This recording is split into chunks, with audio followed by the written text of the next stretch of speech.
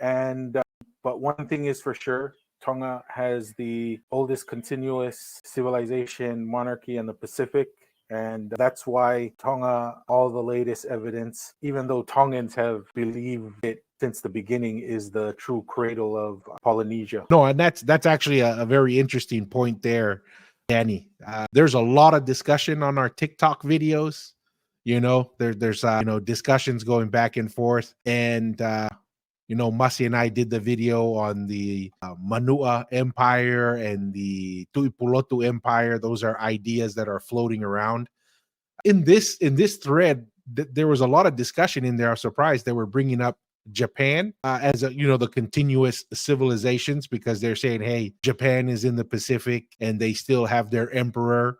I won't scroll down into it, but what are your thoughts on that? Should Japan be included in this discussion as the oldest, or was there a break in their civilization's existence to this day, from the emperor to today? Well, see, it comes down to, because the original people of Japan are the Ainu. The current Japanese people came from the mainland and slowly, island by island, pushed the Ainu, which are the original inhabitants of the Japanese islands. Of the islands. I wasn't aware that there was an indigenous group that were separate from the Japanese. I had just assumed that they were.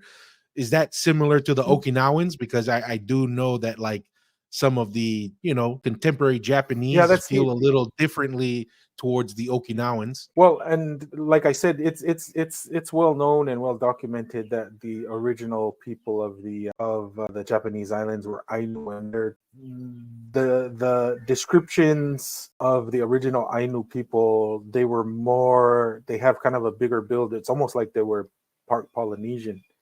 They had kind of a bigger build than the smaller Asian populations that came in later. But Japan is definitely in the conversation as one of the oldest continuous civilizations. If you notice, it says one of the oldest.